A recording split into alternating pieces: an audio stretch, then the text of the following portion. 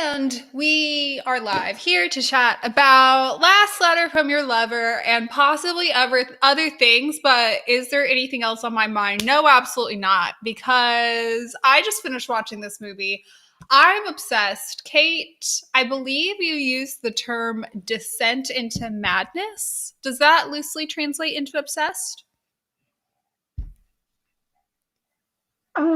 It was more when I used that term, I'm more talking about the aftermath of watching it and my descent of realizing a couple of things. I did thoroughly enjoy it. I am mildly obsessed with the story. That you were not wrong there, but that was actually not what I was referring to. I have a fun story for after we talk about the movie itself. The plot is very pretty, people. And also Yeah. missed connections and whatever. Just like a lot of good stuff. I'm really, really excited to talk about this movie. But first, I want to take a Mhm. pause. There's this TikToker I watch. He's this pre-K teacher or whatever, and he keeps using the term like pre-K pause, and now I can't not say that. So whenever I'm saying like we need a pause, I'm like pre-K pause, which is just like I'm not a pre-K teacher. Can I not absorb like every bit of inane slang online? Soon to Mhm. soon to be determined. Tell us about the news this week.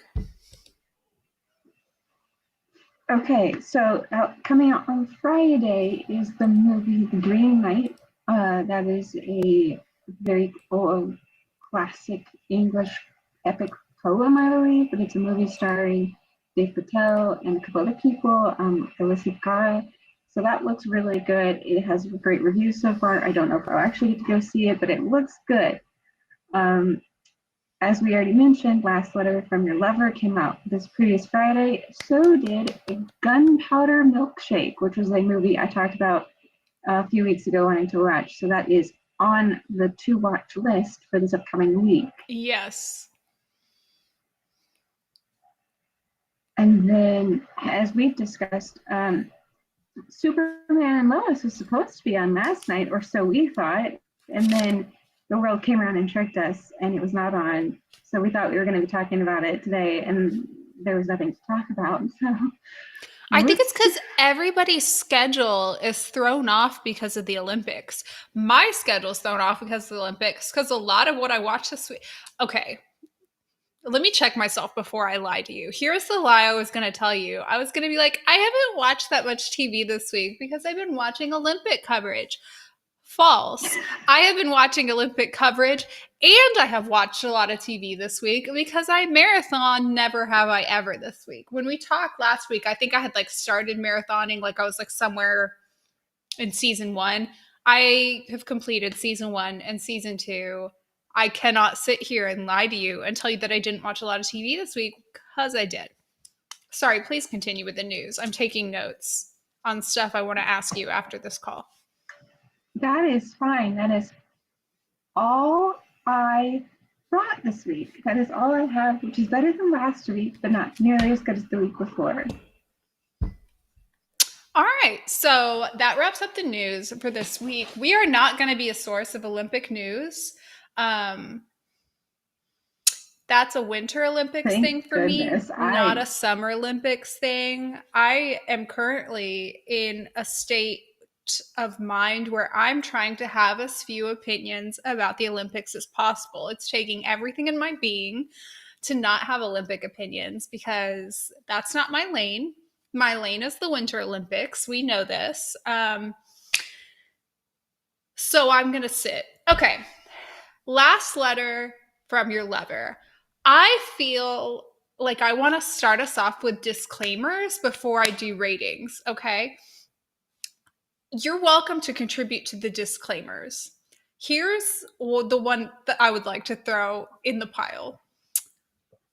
I don't support affairs. Okay. Do you have anything to add?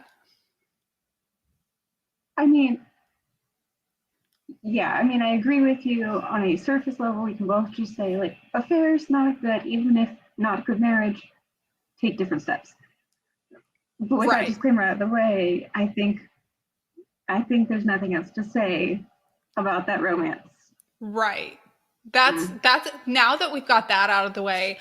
Oh my god, I love this movie. This was so good. This had everything, Kate. It had chemistry, it had plot, it had multiple romances, which were not just mirrors of each other. It had angst and real found it like a real reason for angst, and it dared to go with amnesia tropes. That is so bold. An amnesia trope, do you know how badly that's done so many times? It dared to go with, missed connection, injury, every trope you could think of that was far out there, this had, but it did it so well. I love everything about this movie, asterisk, except for the fact that, like, don't have an affair or whatever. But, like, I love this movie. Okay, your turn.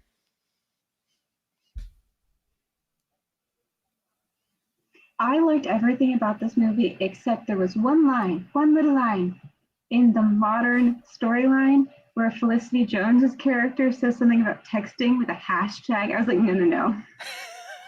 I'm here for you. I'm here with you. I enjoy your the energy you bring, because there was a chaos between that romance that was just like, it was amazing. Yes. But the fact that they were trying to use a commentary on modern social media dating and then said that we hashtag in our text through the roof, I was like, we cannot do that.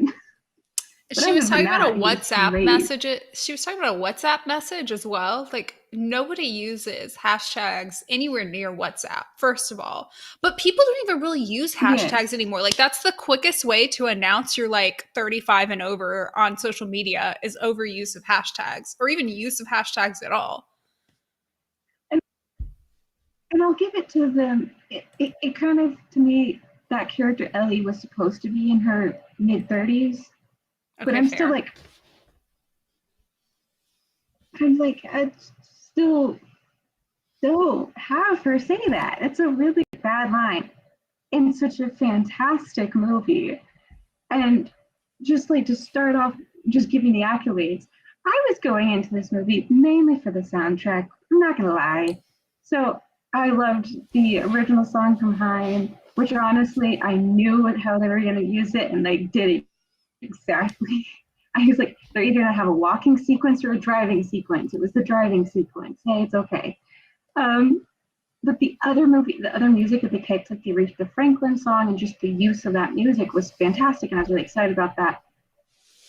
What I wasn't expecting is a highly complicated yet so well done and executed story. Because based on the trailer, I was like, "Ooh, there's going to be an illicit affair in the past, and then we're going to get the letters and the modern and the." But how it actually turns out being is there's far more. It's far more complicated than that in the historical storyline. I was like Mm-hmm.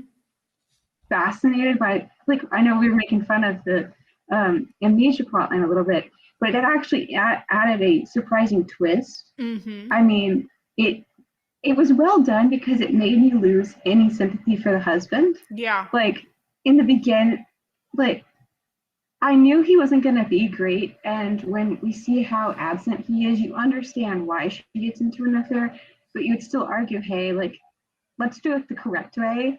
Mm-hmm. But by the end, I'm like, yeah, you're still trash. And yes, she cheated on you, but you gave her emotional baggage for 4 years. Mm-hmm. Far worse than anybody cheating on you. And you also made her stay with you. So, He all also, of like, that to the be fact that said, he had her have a child without, like, knowing everything that was going on. There's like sketchy consent stuff with that for me. So obviously there's sketchy yes. consent stuff with the whole amnesia thing in general, because she is being led to believe by him that she is in a loving consensual relationship with him under amnesia, and she was not, in fact, right? So there's a consent issue there just in general, with the fact that, like, they continued to have this intimate married relationship when, like, he knew that that's not what she wanted, but she didn't know that that's not what she wanted. You know what I'm saying?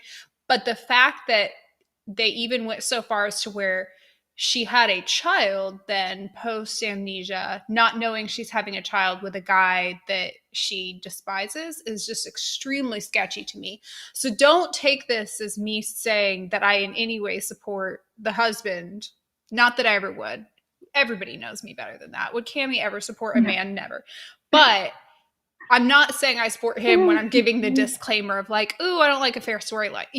It's just in this context, that aspect of it is not very appealing, but they kind of get around it in a couple ways. Number one, they subvert a typical affair storyline trope where the two are like drawn together. They started to get there. The two are like drawn together, and then typically there would be this like passionate moment that neither can resist, but they do resist, and then they have a whole letter sort of like planning out the parameters of their affair, which I thought was really interesting.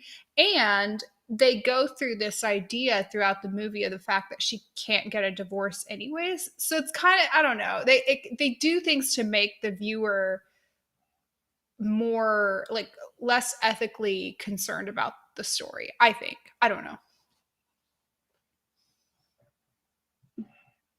Yes, I mean, as we said, we set that grammar, but I I will say that like the concept of divorce and the idea of cheating and the idea of marriage and love was different at that time.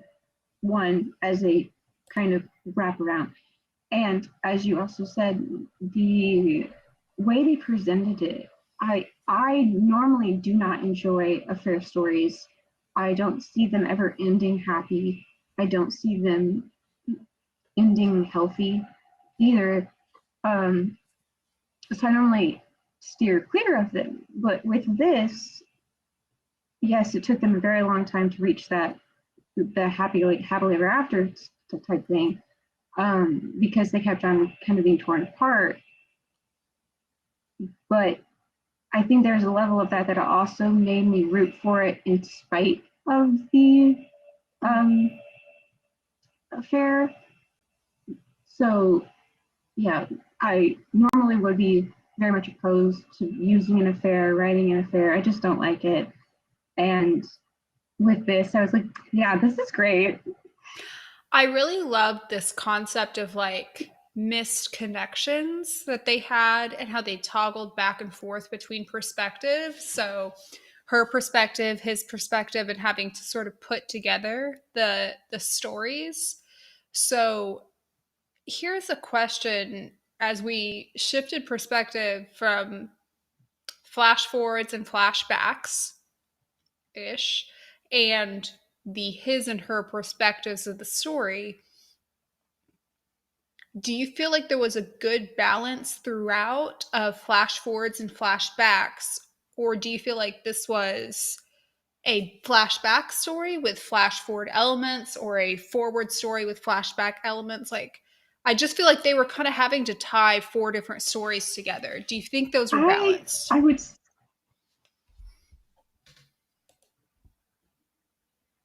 I would say that normally I would think how many things they were trying to juggle would have been a hindrance. Um, However, I think with how they used it, it was able to reveal different layers of the story because even like in the flashbacks, like in the 60s subline, there's actually several different timelines running in the 60s, and you're having to peel back different layers of what actually happened. And a lot of the revelations you're making are kind of through the perspective of Ellie reading the letters. Um, and it's almost like she reads the letter, and then we kind of see the scene of where that letter came from, which was an interesting way of doing it. Later, I'm going to talk about how the book does it. But that is actually, I didn't mind it. I also will say I'm glad they didn't put too much more time in the modern part because I enjoyed it. I enjoyed the energy that both those characters brought. I just wasn't particularly as invested, comparatively speaking, in that romance. It wasn't bad. I found it fun. I found it cute, but it wasn't as engrossing as the 60s romance was. So I was not terribly upset that I feel like more of the time was spent in the 60s. Mm-hmm. You bring up the book. Okay. So tell me how this is done in the book. Is this like, because I haven't read the book at all. Do they do like chapters from each person's perspective? Are you reading the actual letters?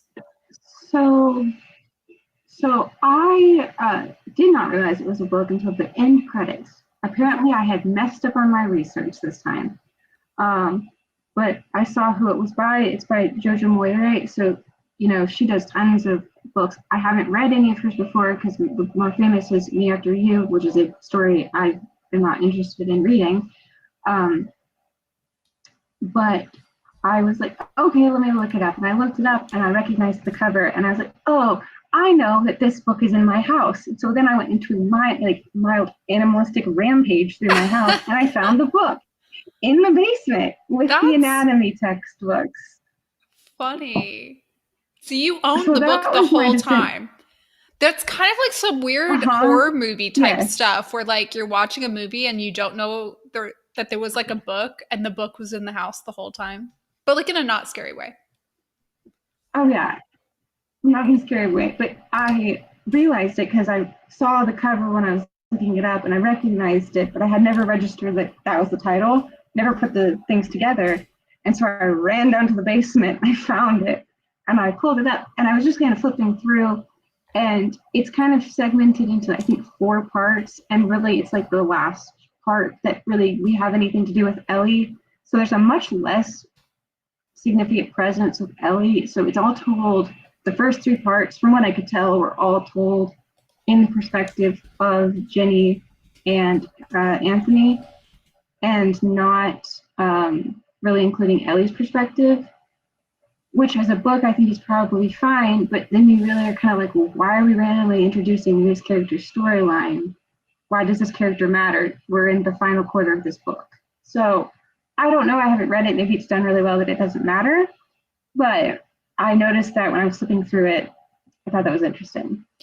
And Okay. it is kind of just written like a normal novel that has segments of letters in it. I didn't realize this was the same author as Me Before You. I have read that book. I hated it. I mean, I didn't hate it. I hate tweeted it, I Yeah. think. But like I didn't really hate it. I never I never read the book. I Yeah. just knew the movie was based on it, and I never watched the movie because the trailers told me exactly what was going to happen. And I was like, that's pain. No thanks. Yeah. That was one of the books I was going to give you in the book swap, wasn't it? Yeah, it was. Now that Yeah, I you were think like, about "No, it, thank yes. you. You can keep that." I was like, appreciate it, but I'm good, thanks. That book swap is so humbling because I'm like a couple chapter, well, more than a couple chapters into the word exchange and you like zip through everything I gave you. We'll get there though. We'll get there. I still have 2 or 3 more short stories left to read, Okay. Those are excellent. I'm but a big fan of that book. they are wonderful. I'm enjoying the word exchange. It's literally the only thing I've been reading. I just, as Kate and I were discussing before the call, have not had time to do anything in months. Mm-hmm. Yay. Okay. Except Yay! for, marathon television and movies and stuff while I'm working, but I cannot stop Mm-hmm. working and then like read a book. You get what I'm saying. Okay. Other Yes. questions I have. Okay. So we have the the what I'm calling the flashback ship between Shailene Woodley and Callum, whatever his name is. And Turner. the what now? Yeah. Tanner or Turner or something like that. Yeah. Um Mm. and then you have the It's flash. it's Tris and Mr. Churchill. That's where I know both of That's them what I from. was gonna So say. He was from Emma. That's what I recognize him from. And I saw the Divergent movie, and that's what Tris is from, right? yes. Okay, yeah. I saw that, but I didn't recognize him from that. But I did recognize him from Emma.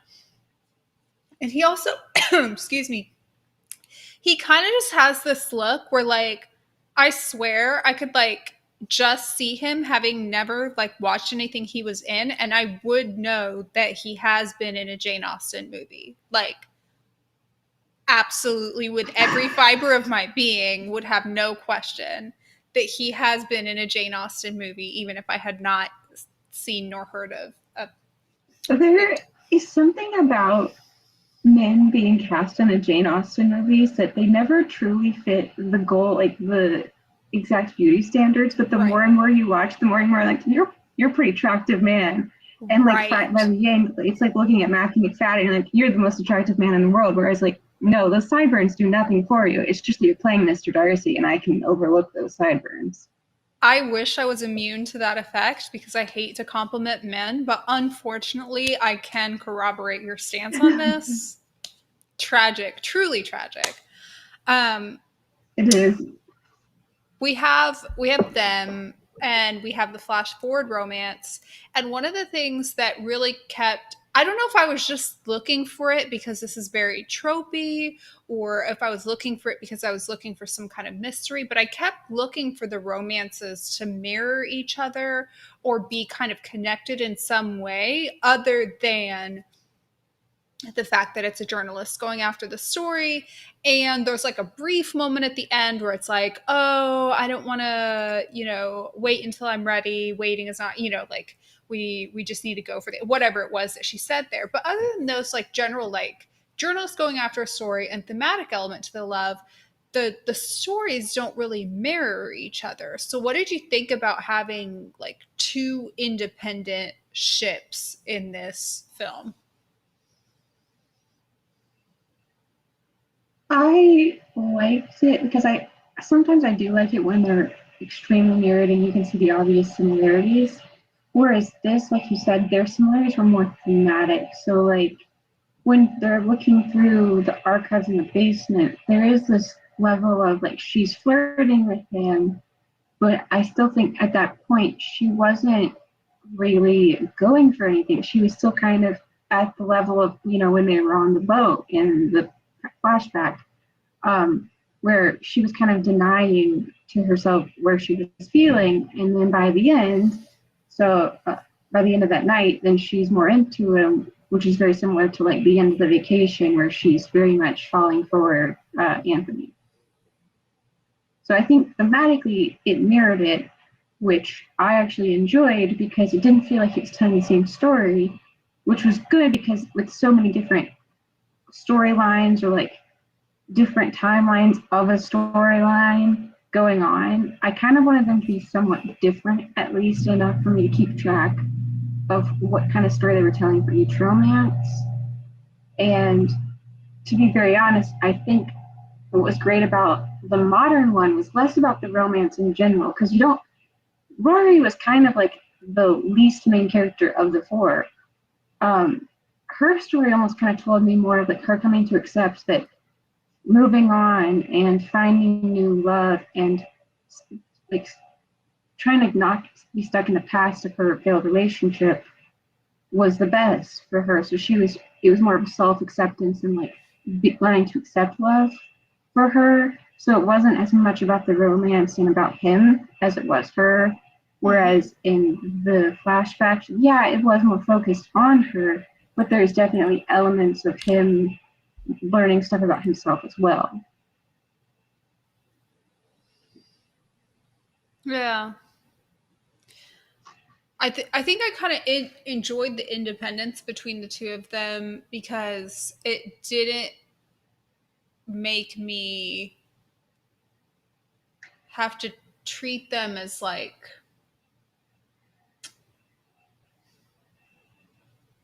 I never felt pulled from one when I went to another, because I a lot of times when you have two stories mirroring each other and you toggle back and forth between them, what I find is I'll get really into, let's say, Ellie and Rory's story. And then I want to see that continuation of the next leg in their romance. And by pulling out of their perspective and moving to a different story that mirrors it, I may see an interesting trope or conflict or whatever in the next story, but I'm going to miss that then in the other. And I never really got that. I felt like each one was sort of Mhm. given their own plot beats, at least in the way it was woven together in the movie. But that makes me very curious on how it was woven together in the books. I keep Mhm. wanting to like pick a favorite between the two, and I don't really have one. I really enjoyed I both. I would say I really liked both. If I had to pick, it'd probably be the '60s one, just Yeah. because there was more drama. It was more up and down. There's more on the line, I guess. Um, but I did like the modern one because normally I don't like the workplace romance. Mm, It's not something like I said. I'm not against it. It's just it has to be well written for me to like it. yeah. And they did a good job with it. But I think what also contributes to it not feeling like one was taking away from the other was basically like the first half of the movie, while we still had scenes of modern stuff. Really, the only scenes in the modern storyline in the first half of the movie between them was like the meet cute of them her going down to the archive room and her being just fed up and like the funny food scenes. Um, and it the only romance in the first half of the movie is between Jennifer and Anthony. Mm-hmm. Um, we're very much being convinced of their romance, of their love, and you kind of finally get to him being offered the New York job, and then it starts to switch where their storyline is less about them falling in love and more about like the missed signals, the miscommunications of Mm-hmm. their romance that has led them to their old age, Mm-hmm. and where we are now finally getting a bit of romance from Ellie and Rory. Okay, you convinced me. The 60s one is my favorite. Number one, I love seeing old people in love.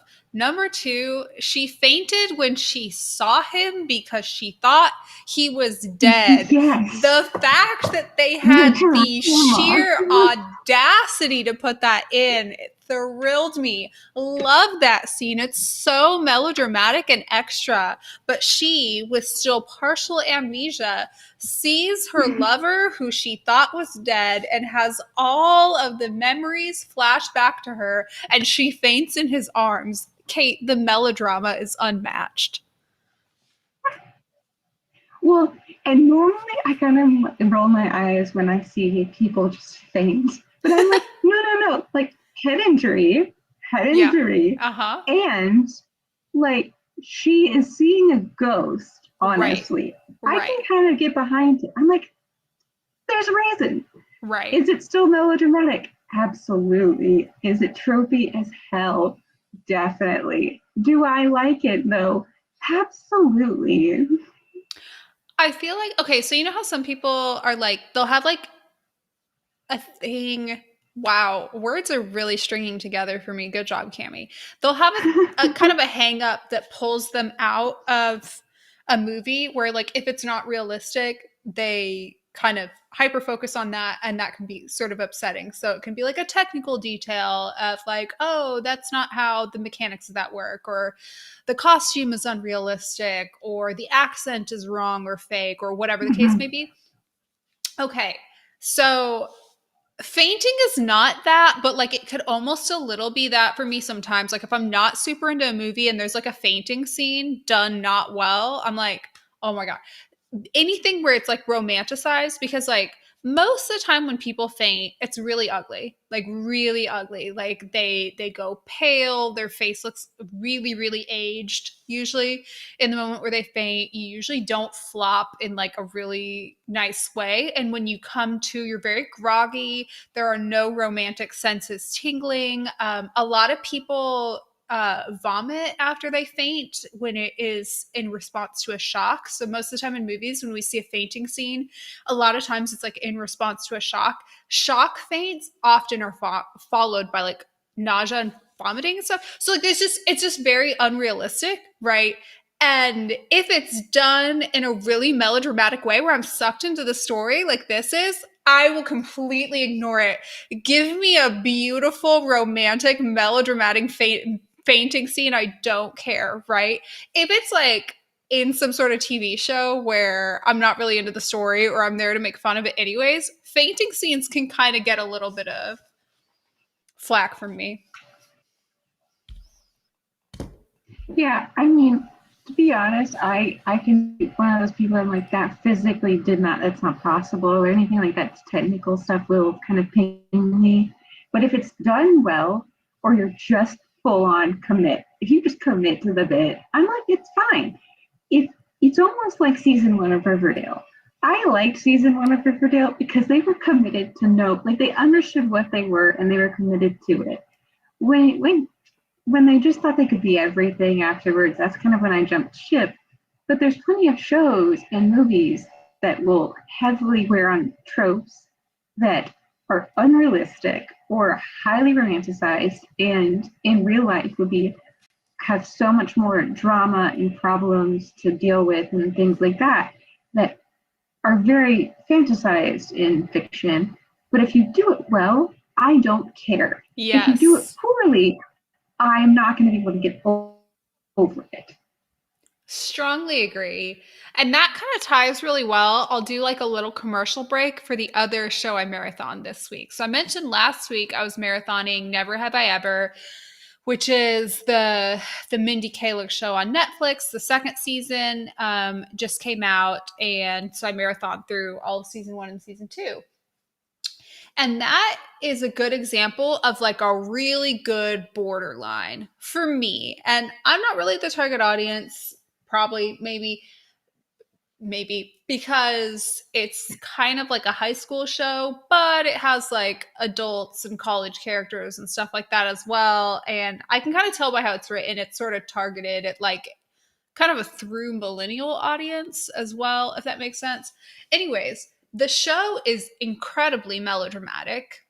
It references Riverdale multiple times throughout. Like, one of the characters is kind of using Riverdale as a way to understand American romance because she is Indian. She came to the States for graduate school and she is being set up for like an arranged marriage. And she's using Riverdale to like better understand like whether to and how to date American guys, I guess I would say.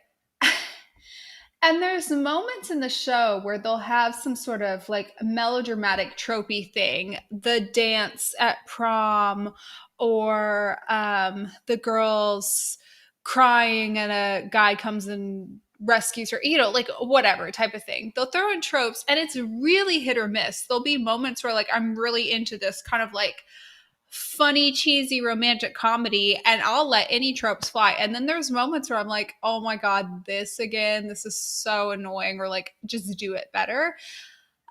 It could be because there's a love triangle and I've picked a side. So maybe I like one more than the other. But it's not just that. It's not just that. Okay. So I picked a side in the love triangle. Okay. It's not the side I would usually pick. She has like the dumb hot guy, and then she has like the smart best friend guy. And I picked the dumb hot guy. Don't hate me. I can I see mean, I can I see you have sitting there no, like in shocked I have, silence about to say something. I'm just ready to accept my roast. Go ahead. no, because like a good himbo is fine. I Thank enjoy you. Crunk as much as the next girl, but I am just a little shocked because over the past year or two, I think through these conversations, realized how much I enjoy a good friends to lovers trope. I didn't realize I liked that. Now I fully realize that. And, you know, it feels very off brand for you to not fully commit to that. So I'm not going to roast you because I have no bearing about who these characters actually are. I'll just say I'm proud of you for branching out. I love a good friends to lovers trope as well. It is with regret that I let you know this is not a good friends to lovers trope. It is friends to lovers. It's just not good friends to lovers. And also, I don't know. He's just kind of like this rich asshole and like cheats on his girlfriend with her, Um, but then like isn't, I don't no, know. no, that would immediately take it out for me. Yeah. There's just like a No, if few you're an things that just, asshole, if you cheat on somebody not in the triangle, I'm yeah. I'm good. You've already sold me. I'm on your side. I agree with you. It's kind of one of those things where like how you get them is how you'll lose them. Like I don't mess with that, and like he's not hot enough for me to overlook it. So, no. But within this, like I picked a favorite. However, an example of a trope application that I did like within this show, there's this moment where like she goes, a trope that I did like that involved the love triangle leg that I did not like is she is like in the restroom kind of like crying to get away from everybody, and he goes in to like comfort her and whatever, and it's kind of angsty because they can't be together at that time, but they're just sort of, there's just like a cute little like angsty moment that's extremely tropey, like every high school show type of thing has it. It's not the leg I'm rooting for, but at that time I hadn't even picked a side anyways, but I thought it was really well done. And then there's some tropes on the other side that I am rooting for that I don't feel like are well done. But overall, the show's like very borderline. And I would say with the movie, not the show, Last Letter to Your Lover, pretty much every trope they did, they nailed it, and they went for some high difficulty ones. Okay, so to use some Olympic terms here, like their starting difficulty, incredibly high, their execution, incredibly high. Like they did not drop the ball once on some of the most melodramatic tropes I've ever seen.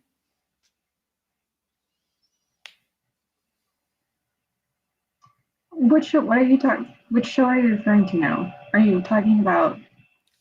Last Letter to Um, Your Lover is the one that did not drop the ball. Never Have I Ever is the one that's like hit or miss. They're like okay, a batting average of 50%. I agree. I I agree. I agree that they. I mean, it is trophy every which way and down the center. I mean, every beat is a trope. But do I mind? No, because the easy ones they knock out of the park. The beach scenes and like just the boats and everything. It was great. It was lovely. It was beautiful.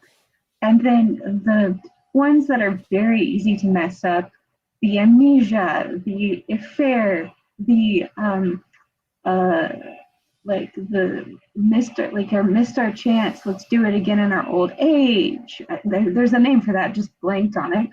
um the exchanging of letters, like a romance through letters, they did all of those can be very easy to mess up, and Mm-hmm. they did it fantastic on all accounts, and I am very proud of them. The fact that they had like three possible missed connections and all of them were like well done. And when they did find, it was kind of those like five times they didn't get together and one time they did type of like fake things, but like done at such a good level. It was so good. You go into it and the whole time Yes. it really feels like this high level drama when it's using like every melodramatic fic trope that you've ever heard of. Obsessed. So good. I know we only have a few minutes left, so I want to take a pre K pause and hear what you have watched this week other than this. Other than this, I would have said Superman and Lois, but we were both fooled. Yes. I did, however, watch the most recent episode of Mysterious Benedict Society. Once again, I'll say it again. It is a lovely show.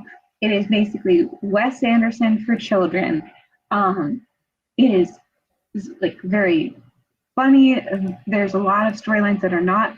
There's not storylines that are not in the book, but they explore characters that are minor characters in the book. We kind of get this whole exterior storyline, which is great. There's a scene with that was in the previous episode from an adult that was barely in the book that is now in the show more. And honestly, it was wonderful. She roasts everybody's butt, and it was fantastic. Um, And there, it's so beautifully shot. Now, I told you, Cammie, about I had a bit of a meltdown almost when I realized the connection of the two shows I'm currently watching. So there's a character in the Mysterious Benedict Society called Jackson. So basically, the older college age kids are called the executives. And they kind of lead kids around. There's a whole backstory back from the book, but essentially, he's one of those, and he's like one of the main ones in the story. And I kept on seeing the actor and going, if you are so good at being smarmy, I would really like you. You're really like, there's something about you that seems very likable, even though you're fantastic at playing really smarmy. Also, he looked very familiar. And I finally had to look it up, and I did. And it's the same kid who plays the young Morgan Edge. I was like, oh no, he's really good at playing the villain and convincing me to hate him, even though I'm sure he's a lovely kid. Like, what? He's gonna write memoirs someday. True life stories of a child villain. My descent into Yes. madness. Oh gosh, yeah. Some people just sort of have that face where they're kind of typecast as a villain. That was funny. Laugh.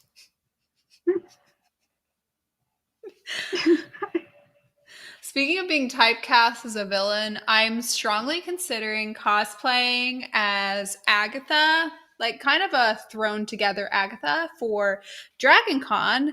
Speaking of Dragon Con, I will, let me pull up my schedule, be on 3 Dragon Con panels. If anyone was curious, and I think all of them will be live streamed. I'll be on the Superman and Lois season review, which will be on, I believe, Friday at 11:30, Batwoman 2:30 on Saturday, and Supergirl Monday at 10 a.m. There is nothing I enjoy. This is not sarcastic.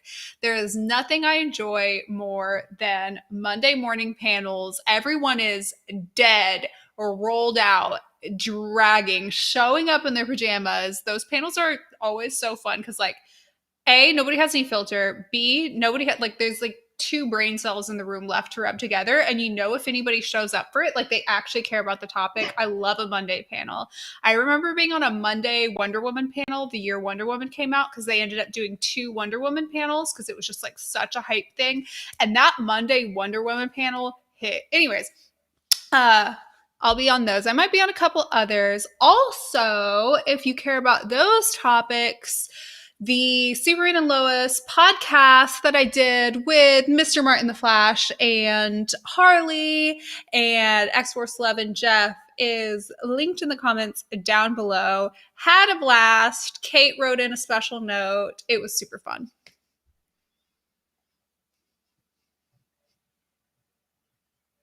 Yeah, I listened to it. It was great. I enjoyed. So we'll see. I might be revisiting the Superman and Lois Tomorrow's Legends world again. We'll see. And with that, go watch Last Letter to Your Lover, and I will talk to you again next week, same time, same place. Bye. Bye.